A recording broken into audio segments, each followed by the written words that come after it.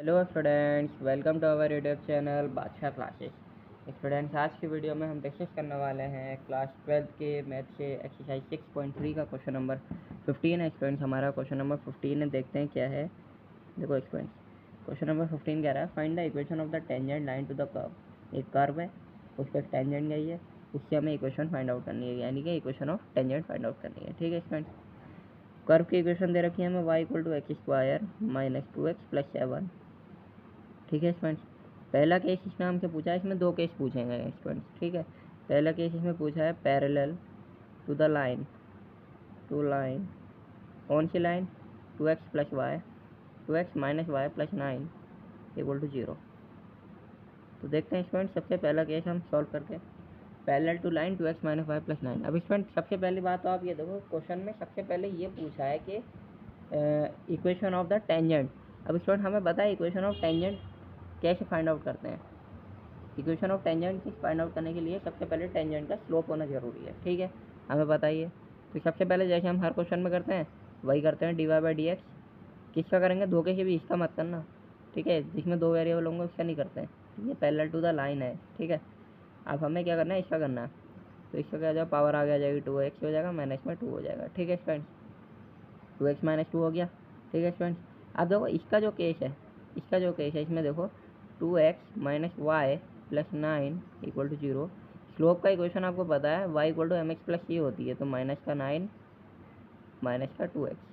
ठीक है, -9 - 2x minus y = यहाँ पे माइनस कॉमन, अंदर क्या बचा? 9 + में 2x, माइनस से minus cancel, y = 2x + 9, y = 2x + 9। ठीक है स्टूडेंट्स, तो ये होता है y = mx + c होती है। ठीक है, तो mx यानी कि m की वैल्यू यहाँ पे हमें कंपेयर करूँगा तो m की वैल्यू कितनी मिल गई? 2 मिल गई। ठीक है, m की वैल्यू जब 2 मिल गई तो m की वैल्यू को मैं इससे इक्वेट कर दूँगा, 2x - 2। ठीक है, तो 2 + 2 = में 2x, माइनस का 2 इधर जाकर प्लस हो गया, 4 = 2x, x = कितनी आ गई? 2 आ गई। अब स्टूडेंट हमें पता है जब x की वैल्यू हमें मिल गई है तो y की वैल्यू कैसे निकालते हैं?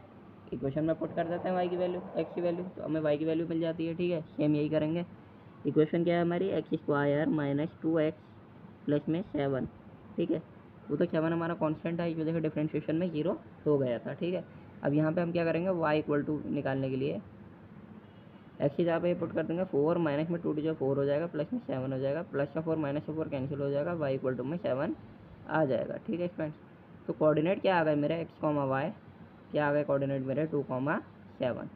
अब फ्रेंड जब हमें पता है, हमें स्लोप भी मिल गया और कोऑर्डिनेट भी मिल गया, तो इक्वेशन ऑफ टेंजेंट हमारी पैरेलल के केस में क्या हो जाएगी? निकल जाएगी। कैसे निकलेगी देखते हैं। y - y1, y1 क्या है? 7 = में m कितना है हमारा? 2, x - x1, x - x1 क्या है हमारा? 2।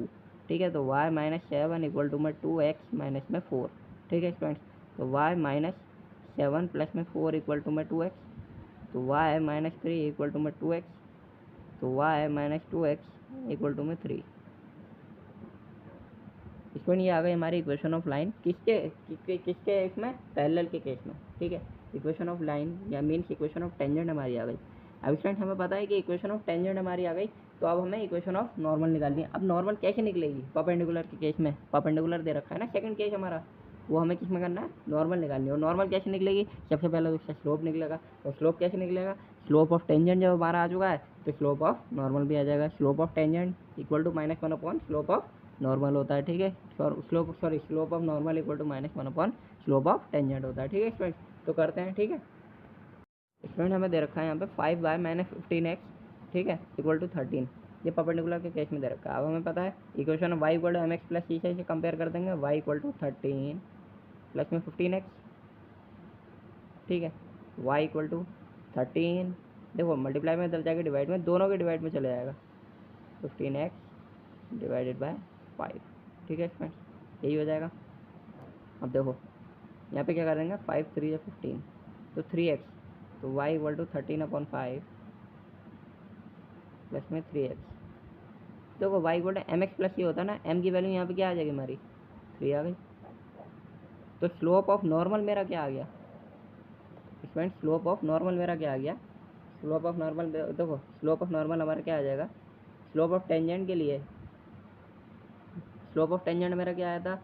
2x-2, इसको मैं कंपेयर कर दूंगा, इक्वल कर दूंगा मैं किसके, ध्यान से देखो, जब मैं अगर इसे slope of normal equal to -1 upon slope of tangent करूँगा तो मेरी slope of normal equal to -1 upon -1/3 आ जाएगा, ठीक है।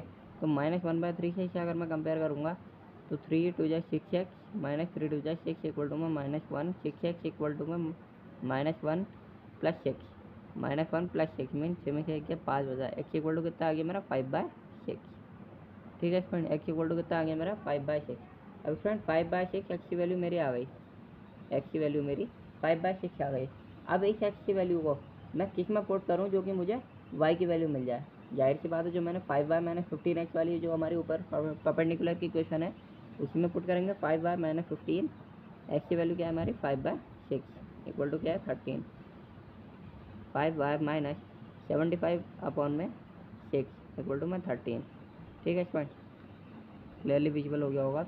75 अपॉन में 6, इस पर यहाँ पे एलसीएम ले लेंगे, यहाँ पे 6 एलसीएम आ गया, 1 6 30y माइनस में 6 1 जा 75 इक्वल टू में 13, ठीक है फ्रेंड। तो 30y - 75 इक्वल टू में 13 अपॉन में 6, यहाँ पे 30y - 75 अपॉन 6 है इक्वल टू में 13 है, ठीक है फ्रेंड। अब हम क्या करेंगे, 30y - 75 इक्वल टू में 13 6 क्या होता है 78 होता है, ठीक है। तो 30y इक्वल टू में 78 प्लस 75, 78 प्लस 75 हमारा हो जाएगा फ्रेंड 153, 153 होता है इसमें, ठीक है, 153 होता है। और यहाँ पे कितना था 30y था, ठीक है। तो y equal to 153 divided by 30, ठीक है फ्रेंड्स। अब चाहो तो हम इसे 3 के काट ले सकते हैं या फिर यहीं तक छोड़ सकते हैं, ठीक है फ्रेंड्स। तो थैंक यू फ्रेंड्स, चैनल को सब्सक्राइब करो, वीडियो को लाइक करो।